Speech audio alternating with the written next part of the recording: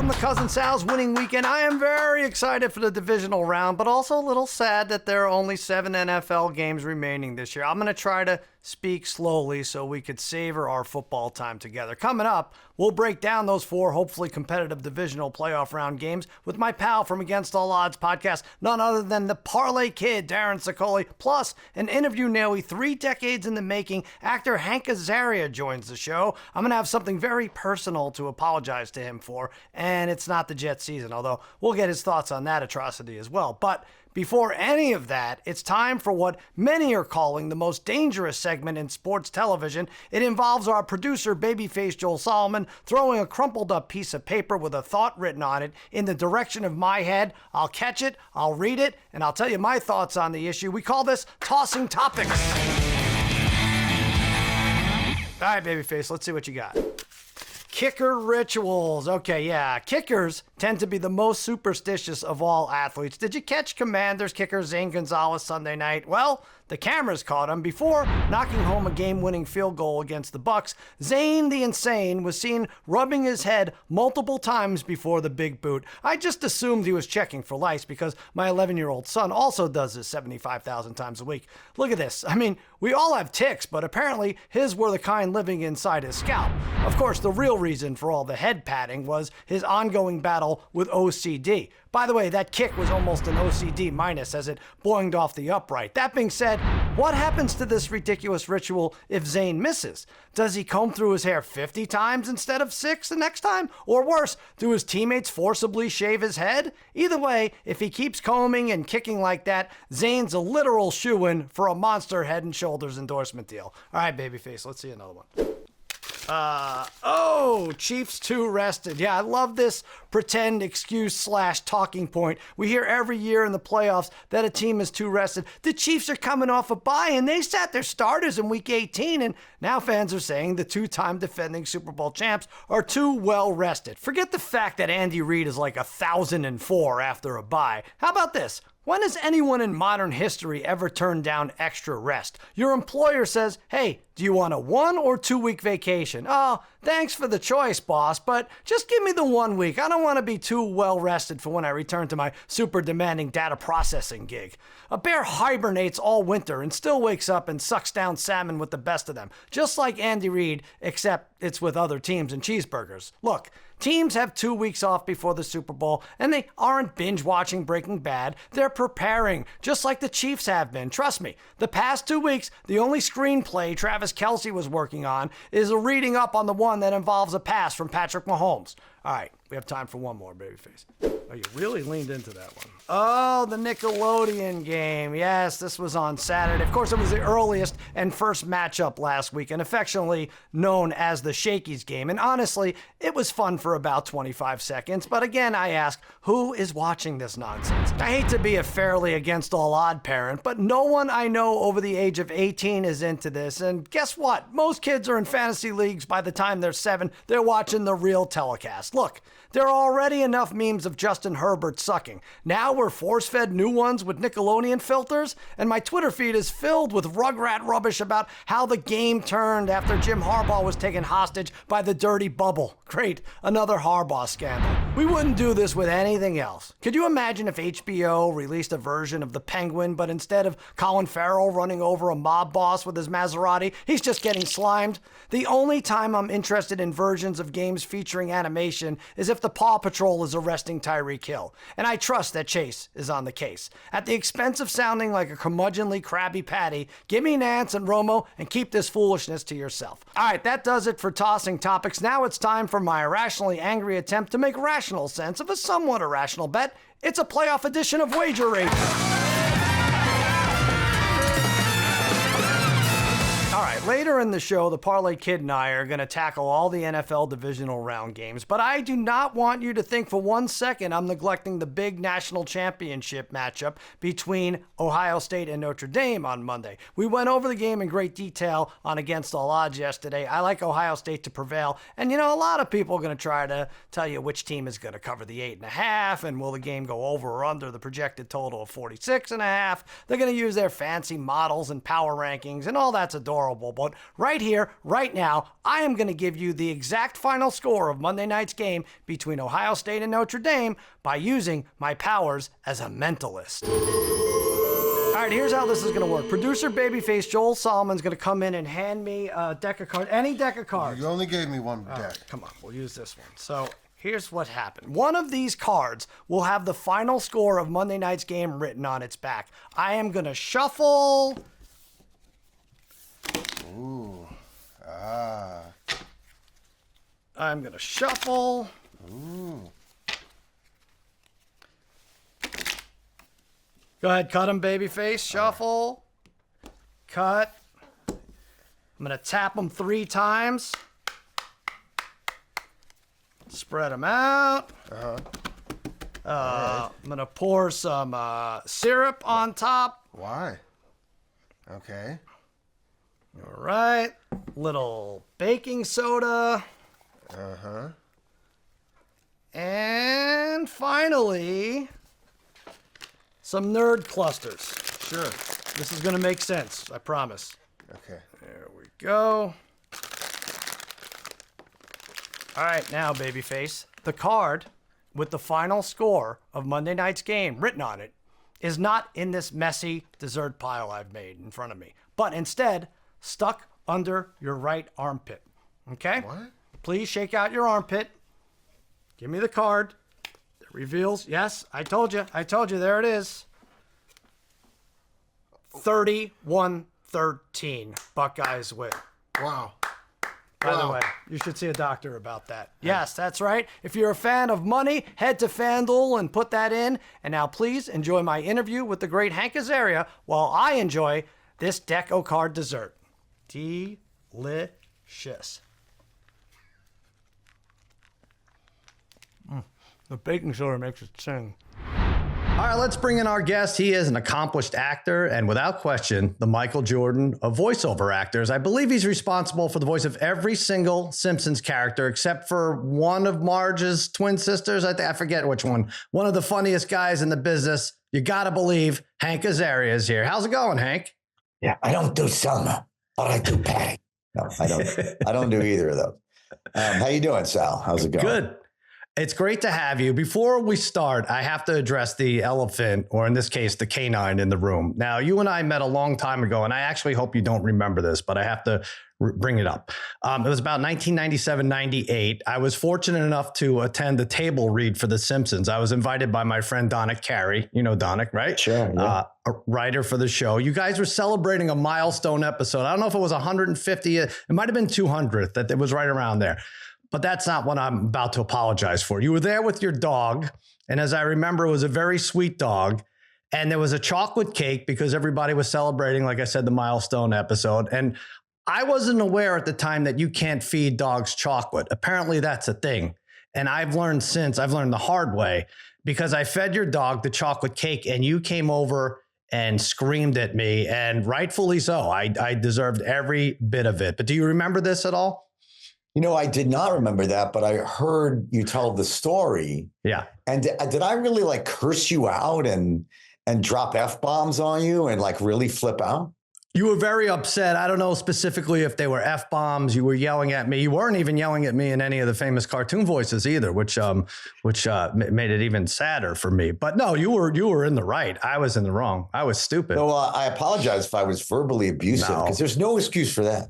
But yeah, you know, I don't recall that, but I will tell you that she did get quite ill after that. No, I'll stop that. No, come on. And no, I'm kidding. But she could have.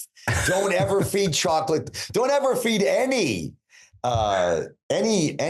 to a dog you don't know, because they might have stomach issue. You never know what you're. I know.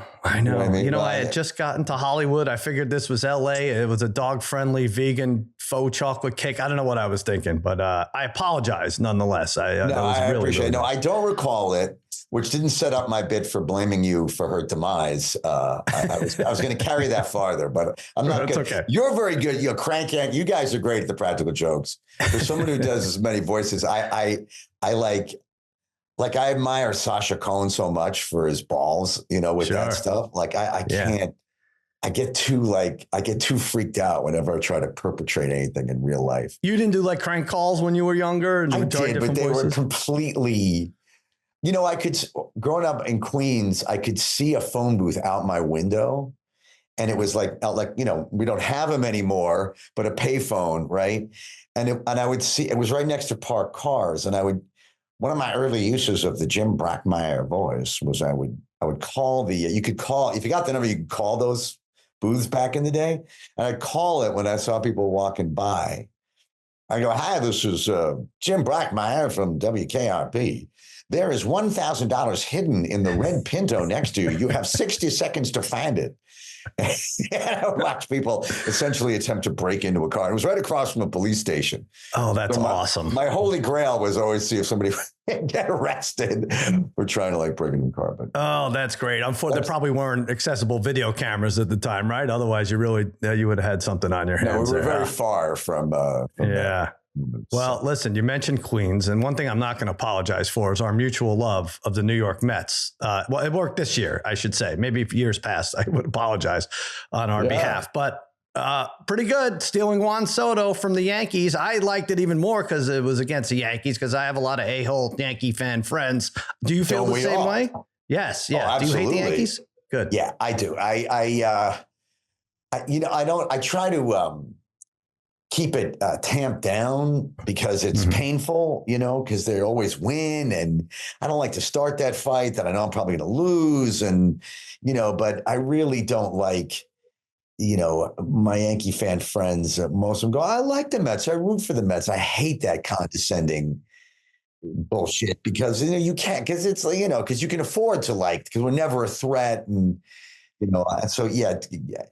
It's moments like getting Soto that make you realize how much animosity I actually have towards the Yankees, because I really was psyched about that.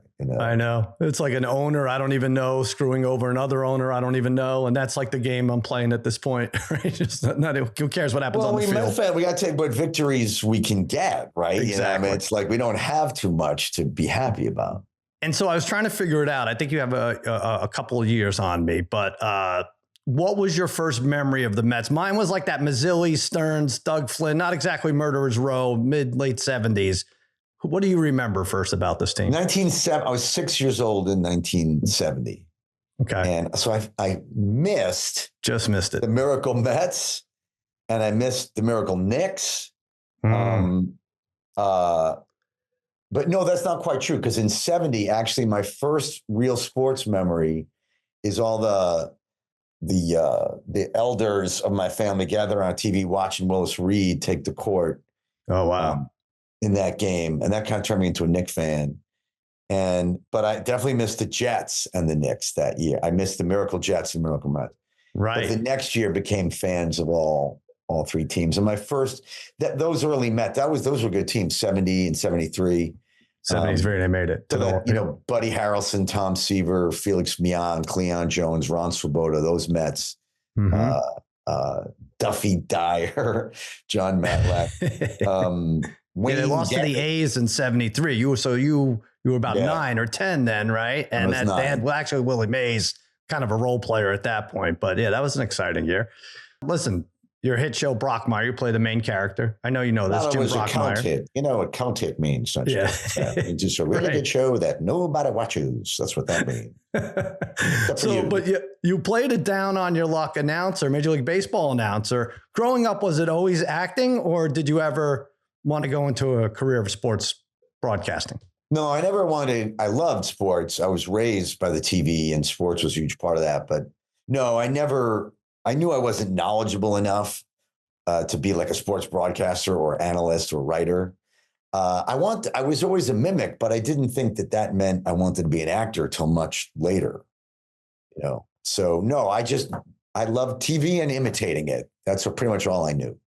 We had great ones though, right? We had, you got to hear Lindsey Nelson. I don't think I vaguely remember Bob Murphy, Ralph Kiner. Bob Murphy was kind of Brockmeyer after a lot of cigarettes.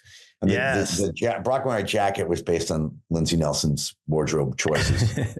If you could pick any broadcaster, whatever player in Major League history to be Brockmeyer's color guy, who would you go with? You know, it'd be fun. Would have been fun to mix it up with Vin Scully. Oh yeah, because that would have been like be fun, kind of undercutting Vin when he got all grandiose. Yeah, exactly. Look at the salmon sky in Chavez Ravine, and then Jim does his thing. Exactly. All right, Salmon Sky. That was the name of a young lady that I was paid to be with a few nights ago. Salmon Sky. It's the name she danced under anyway. Awesome. All right, listen, we got lots more with Hank Azaria. We're going to get a Super Bowl pick, and I have a choice of roles for him coming up on Cousin Sal's Winning Weekend. Be right back.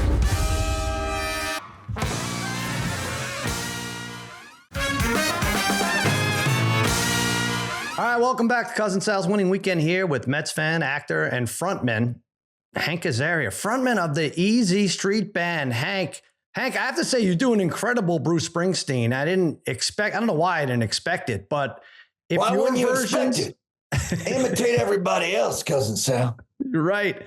And if your songs came on the radio, I don't think I would know the difference. Like, when did you tap into Bruce? Some we got down pretty good. Be hard to tell. I turned 60 last April. I had mixed feelings about that. You get very nostalgic in your old age, Sal. I think you're about 7 years younger than I am. I don't know, but you might notice, right? Every year you get older, you get a little more longing for everything about your youth. Music's a big part of that. And I thought it'd be funny to sort of do a reverse surprise party for my birthday and tell folks I had this Springsteen tribute band, but not tell them that I have been obsessed for months with learning to sing like Bruce. And we played for an hour and a half. We went back inside, sat down, had a few drinks. All he kept talking about. It's all for charity. We raise money for my foundation. And we've been touring ever since then. I love it so much. That's amazing. You have some dates coming up. I'll hit you at the end with that. What's the hardest Springsteen song to do, and what's your favorite? There are certain songs, Cousin Sal, that you go real low to real high. Mm-hmm.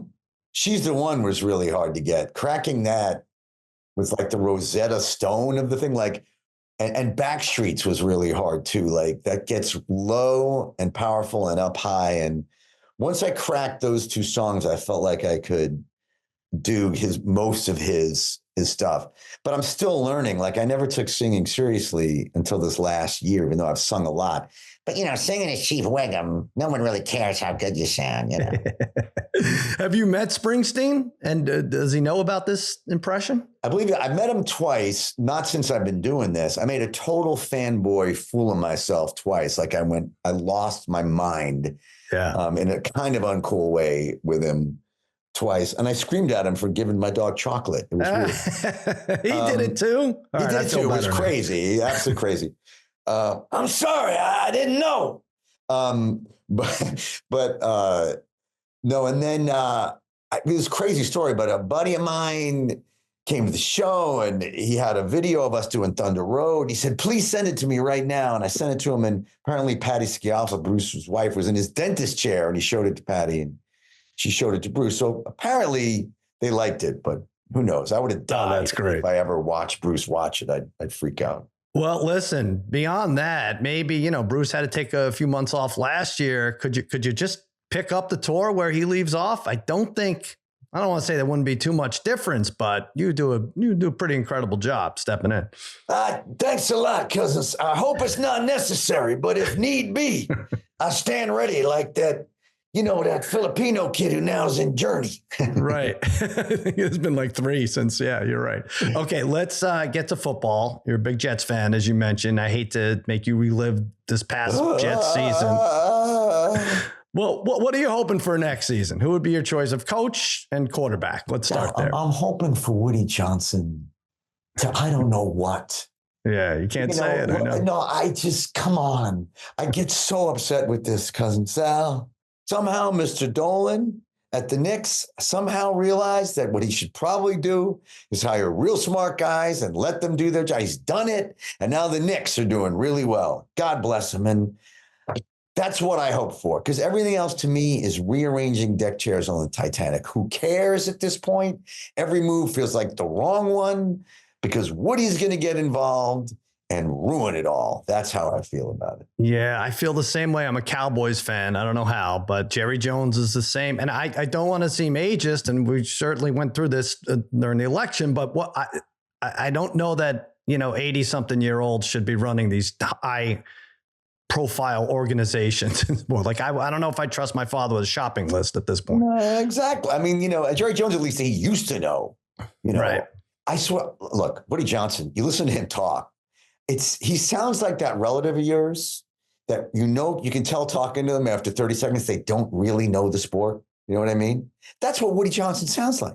And he's like making decisions over there. It's really upsetting. Yeah. All right. So just point blank, the Aaron Rodgers thing. Do you want Aaron back? Because there are some people now, because he sort of finished strong, I guess, the last game, and we're like, yeah, you know what? Let's give it another spin. I don't mean to be cagey. I really mean, the honest answer is I'm just completely nihilistic. I won't say I don't care, because I watch every game, but I don't expect any good result unless, Ambassador Johnson goes the Dolan or Wilpon route. I just think so I don't root for anything except that. Isn't it sad? I feel it in your voice. Like we've been beaten down for so many decades now that I ask you a question, you can't, I don't even care. I can't decide. What's it going to matter? Oh. What difference is it? Look, we had Darnold and we had Geno, and that anything we can't have nice things, right? Anything we have in our system will be ruined and spoiled for any number of reasons. So it's like Snyder or Donald Sterling, or name a horrible owner and their friend. That's what we are. That's it. Right. All right, listen, let's talk about the good teams now. I want to give you a free bet. I want to sort of try to make up for contributing to the demise of your poor sweet dog. But I'm going to put this in through FanDuel. She did get sick. It might not have helped her any. Eventually she got sick. Let's do a Super Bowl matchup. Who do you like in February 9th, New Orleans? It's tough this year. Gotta like the Lions. Okay. And the NFC. And I don't see anybody beating Baltimore. Okay. So I would go Baltimore, Detroit.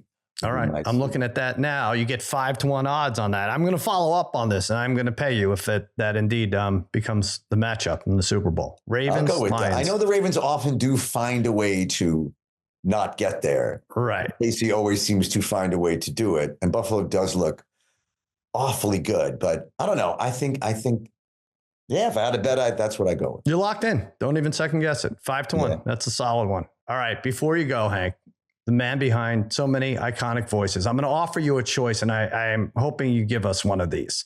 All right. Can you do both? Would be fantastic too. Chief Wiggum arresting Aaron Rodgers for selling ayahuasca in the Jets locker room, or Jim Brockmeyer calling Edwin Diaz striking out Aaron Judge to win Game 7 of the 2025 World Series between the Mets and Yankees? Well, let's start with Wiggum. Aaron Rodgers, you're under arrest for the sale of illicit substances in a professional football team locker room. Although I see that it is the Jets, so I don't think that qualifies. So I'm letting you go this time, Rodgers.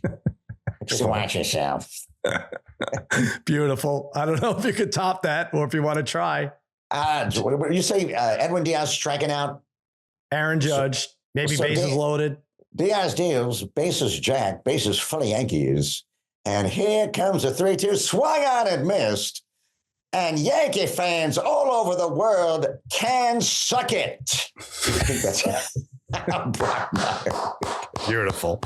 I'm going to send you your day rate, and hopefully Lions, Ravens if it hits. Wow. Hank, thanks so much for being here. Again, I apologize for the dog chocolate thing. If you ever want to come over and give my dog chocolate, I would feel it's fine. I totally understand. A little coda to that story. At that time, this is true, had another dog, a big Samoyed, those beautiful white dogs, I used to have one too, yeah. He, apparently, I didn't witness this, but legend has it that there was a chocolate cake, a whole chocolate cake on a table in the kitchen, left unattended, and the dog ate the whole thing one time and was completely fine. So I don't know, maybe this chocolate thing about dogs isn't true. But I have heard many dogs get quite sick from eating chocolate. So yeah, I'm not looking to be absolved of any blame. You're right. Yes, let's keep it out there that chocolate is bad for dogs. But thank you, Hank. You and the EZ Street Band performing in Orlando, February 6th. yes, Hit those tour dates, ezstreetnyc.com and MegaCon Orlando on February 7th. Is that right? I will be signing mostly Simpson stuff there. That all goes to charity as well. All those appearances go to help the kids. So please come on out and check us out. Look at you. You're the man. Thanks so much for being on, Hank. Thanks for having me, Cousin. All right, we'll be right back with the Parlay Kid to break down all the divisional round playoff games next on Cousin Sal's Winning Weekend.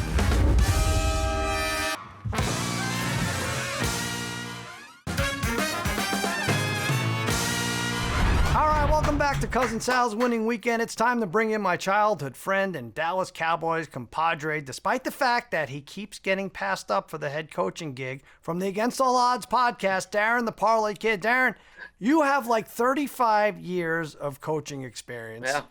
If you got the Cowboys job, where would you put yourself in the ranks of the great Dallas coaches? Not quite Landry, but maybe not as bad as Campo. Where do you see yourself? Yes, great question, Sal.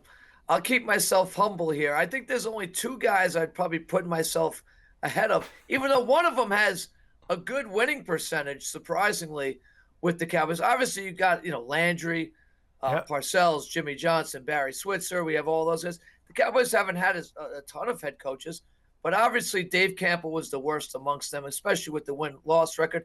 And I know you and I both agree we wasted a lot of years with Jason Garrett, Sal the Clapper. I could clap with the best of them. I could definitely clap with the best of them.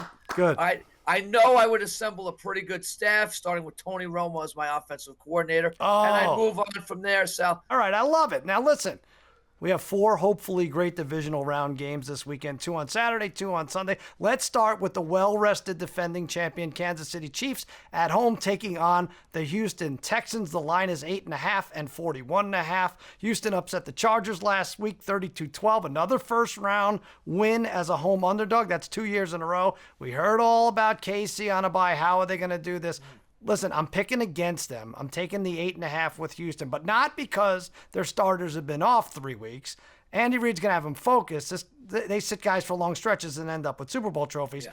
But the spread's a different story when you're talking about this. Chiefs 8-9 against the number after some time off.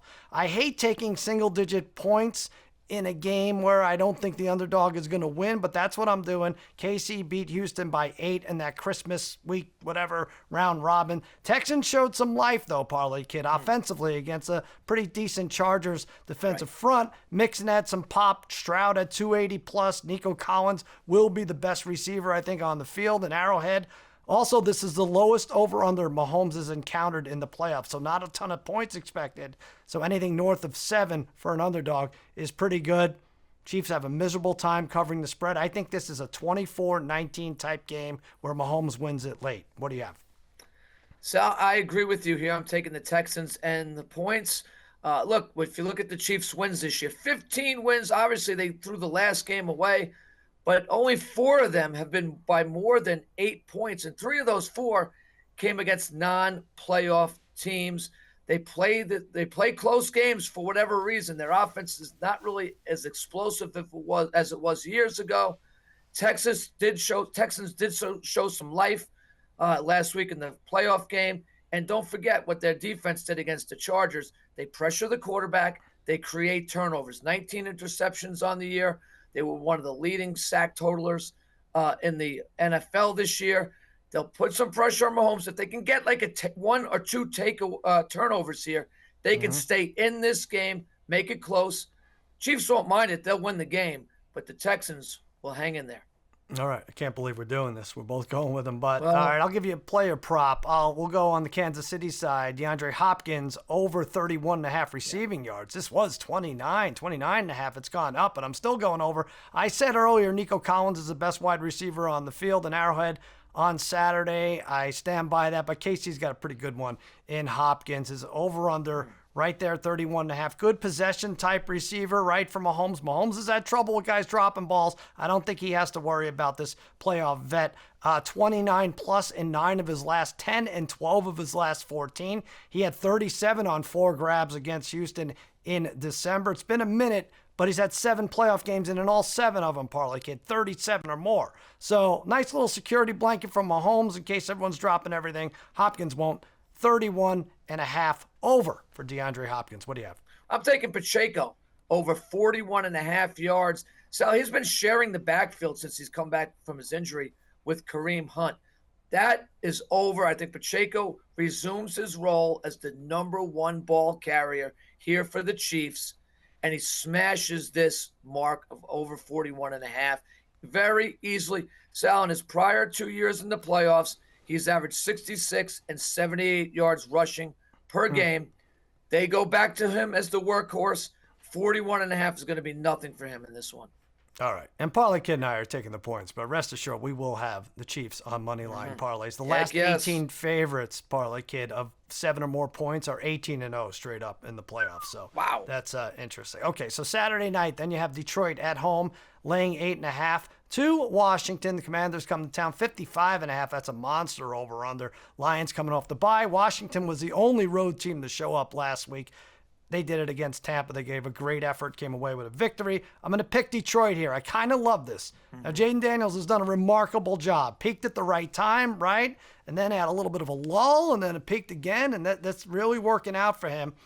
But the momentum, I don't think the game will be or the spot will be too big for him in Detroit, but this is kind of a different beast this round with the rookie quarterbacks. We saw C.J. Stroud last year. Like I said, he beat the Cleveland Browns at home, then went and got smoked by the Baltimore Ravens. Lions are good, rock solid. They can play a little defense now. They got Alex Anzalone back. He was a force in Week 18 against Minnesota. And under Dan Campbell, the Lions are 10-0 as favorites in primetime, winning by over 10 points a game, 13-4 against the number with extra prep time. 564 points for the Lions. Nothing to sneeze at, Parlay Kid. Nice run, Commanders, but come on, they should have lost to Dallas twice. Dallas is a terrible team. 38-20.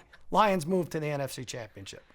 Okay, Sal. Well, I'm going to go against you here. I'm going to take the points with the Commanders here. So Washington has won 6 straight games and hasn't lost by more than a touchdown since its Week 1 loss against Tampa.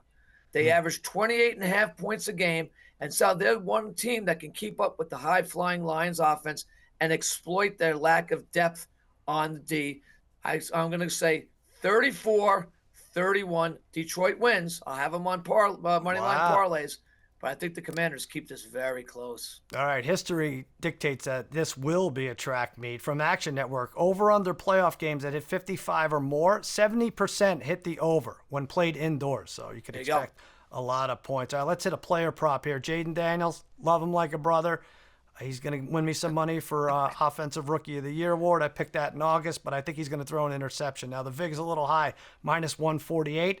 I have to say, he didn't do the typical rookie thing, right, where he threw like 16 to 20 interceptions. But in fact, he only had 9 picks. But this Lions defense is most similar to the Eagles, in which he gave up 3 in 2 games. I just think he's going to pass a lot in an effort to catch up. He dropped back to throw 35 times last week. If I think he does that this week, one of those is ending up in the hands of a Lions defender. Give me Daniels -148 to throw an interception. What do you have?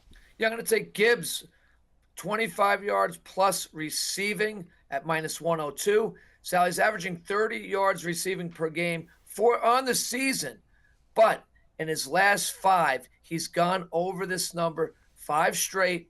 He's had 4+ catches in each one of those games. He is a terrific security blanket for Goff, and he even lines up as a wide receiver sometimes. So, and Sal, he can hit the big play at any moment. Little dump off, boom, 25 yards plus. Gibbs has been money with this for the last 2 months. Take Gibbs over 25 yards receiving. All right, this is a fun game. A lot of people going to be rooting for the rookie. Parlay Kid, what was the greatest playoff run you saw from a rookie quarterback? I'll take the most recent one with Brock Purdy, who had a nice 2-game run 2 years ago, but then he got hurt in the 3rd game and had to be pulled, and that was that. He might have gone on a historic run at that point, but that's the most memorable one to me. because there just haven't been many good performances by rookies, rookie QBs in the playoffs. I think Mark Sanchez made it to the championship game. Yep. Flacco, or as Harry says, Flacco, made it to the championship game with the Ravens as a rookie. Yep. Here's one that's going to blow your mind, or maybe not. It's going to make you sick. It happened against our Cowboys in 1985. Do you remember this guy for the Rams? Yeah, you know what? I forget the name, but he was probably from the CFL, correct? Was he a CFL think guy? he So he was. wasn't necessarily like a rookie. He was like a 34-year-old quarterback from the CFL, correct? I could be wrong. I don't know. I'm not sure about that, but his name was Dieter Brock. Yes, he was CFL. He was an older CFL guy? Yes, he was. So we lost that game 20-0. Yeah. Want to hear his stats? And he was the only quarterback that played. Probably had like 70 yards passing or something. 70. 6 for 22, 50 yards. Oh, my gosh. That's Anthony Richardson first half numbers. Man. Oh, Danny White had a terrible game. He had 3 interceptions, and we lost. We probably would have gotten killed by the Bears anyway, as the Rams did. But anyway, 6 for 22, 50 yards. That's got to be the worst line for a playoff winning quarterback without having thrown interceptions. Sal, there's got to be no doubt about that. Flacco had some bad games when the Ravens were winning at one point. But, that's an all-time bad game. That's terrible. Yeah. All right. Let's try to forget about that. We're going to take a quick break, and TPK and I need a rest. When we return, we're going to have our picks for the Sunday games. The Rams head cross country, take on the Eagles, and a big one in Buffalo between the Bills and the Ravens. That's next when Cousin Sal's winning weekend continues.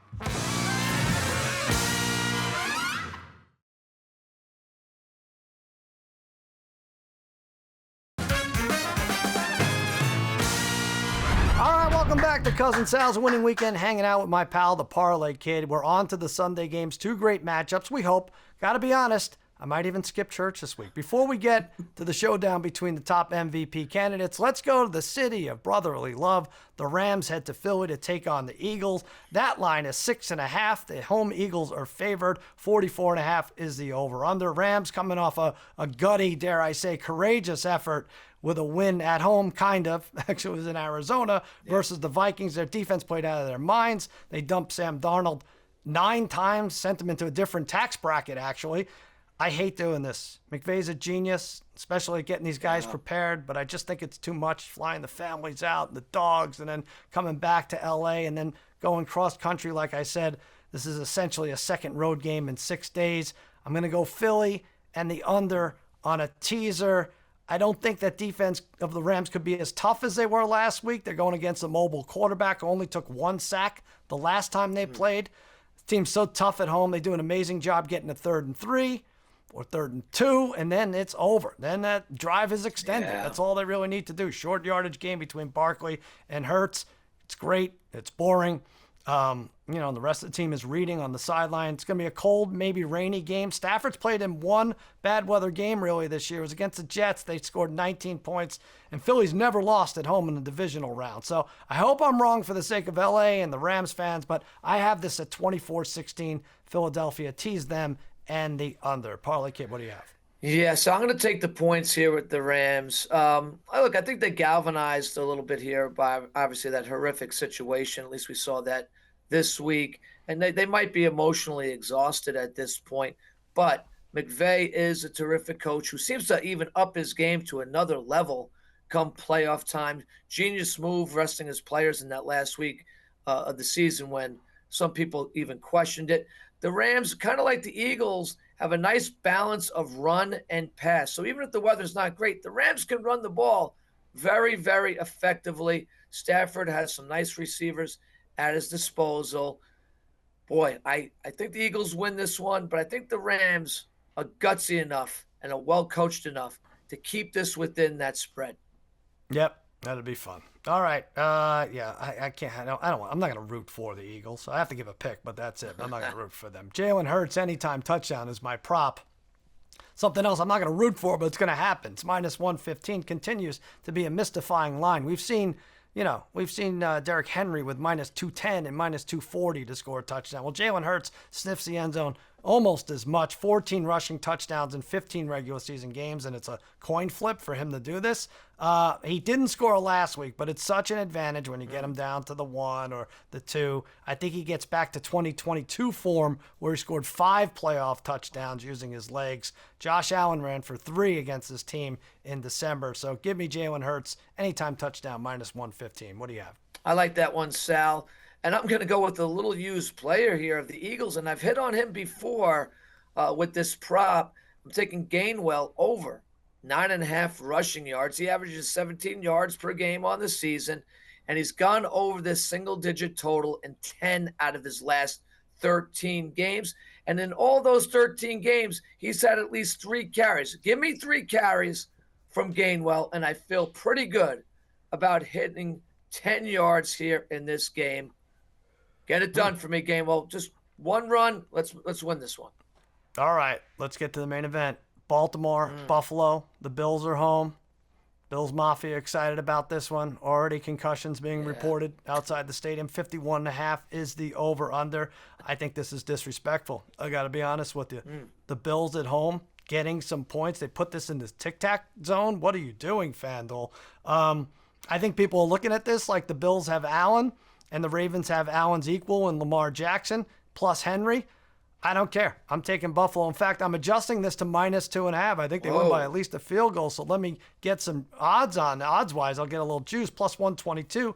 This team has won 9 straight home games. I think they're playing with a chip on their shoulder. First of all, they lost 35-10 the last time they matched up. Plus this whole thing, there's not one member of that 53-man roster that doesn't know that they're an underdog, right? Everybody's got to know that. They got to be playing angry. They get out to a lead, Parlay Kid, and then Derrick Henry becomes a little less of a factor. If they somehow jump out to 10-0, you may see January Lamar, Nose Flowers probably. Could be a tough frozen pill to swallow. And I know the Ravens have a top 3 defense, but they're going to have their hands full with that. I think Allen is going to have his A game taken off. It's going to be far different from the September game.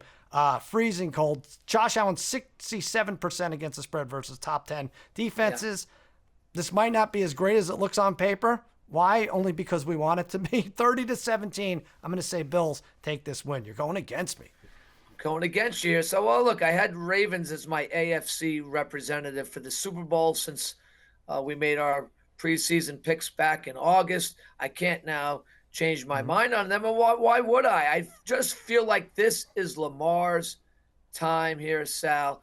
No other team runs the ball like the Ravens. The Bills do a good job of it too. But no team runs the ball like the Ravens, and that's what you're going to need to do in this game. There are times where I don't know how anybody stops this Ravens offense. They can look that good on any given day. Look, they maybe psychologically, I don't think that game means anything from the beginning of the year. But obviously, and I always say it's tough to beat a good team twice in one season. But I'm going to go against my words right there. I'll take the Ravens here, even though this is maybe the first time in the Bills' history that they're a home dog in the playoffs. Yeah, it's pretty crazy. Name we haven't come up with, we haven't talked about, Justin Tucker. We're going to talk about Lamar. We're going to talk about, Allen and Henry and all those guys.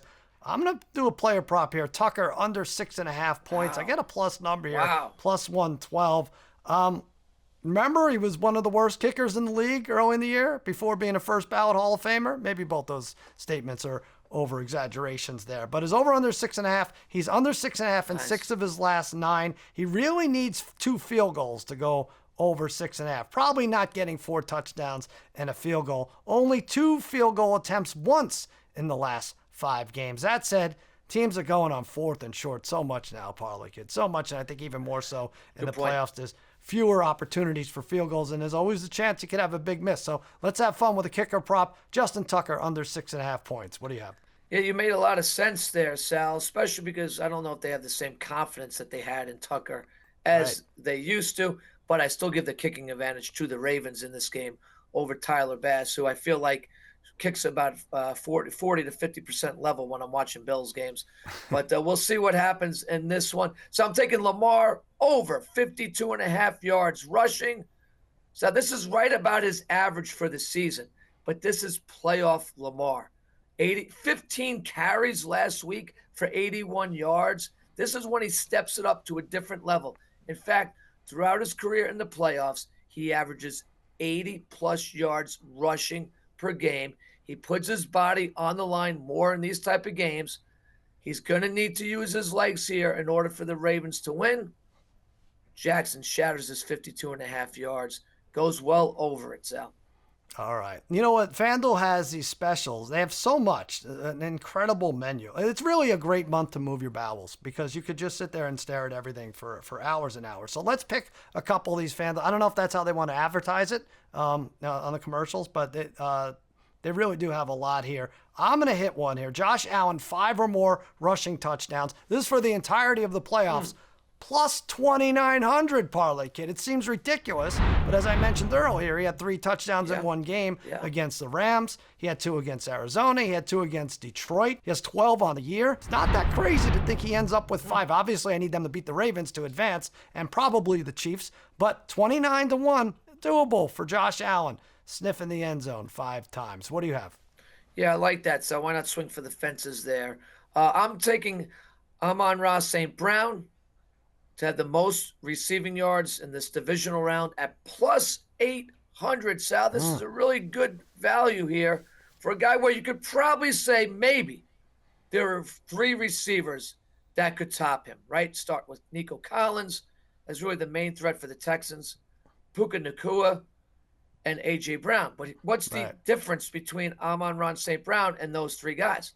As you said before, he is playing in the controlled environment, Sal. That is a big, big difference for him in this ball game. I love this one here, Sal. He's had a couple games where he's gone over 150 yards this year. Kua has not been, and Brown, both of them have not been at the top of their game now, it seems like, for the last week or two, maybe for A.J. Brown, even well past that. So let's look at St. Brown to lead the whole league, the entire league, in receiving yards for this divisional round playoff game at plus 800. We did it, Darren. Thank you so much. Hey, don't forget, only 4 weeks before the Juan Soto-less Yankees report to spring training. Very exciting. We'll be right back to wrap things up on Cousin Sal's winning weekend.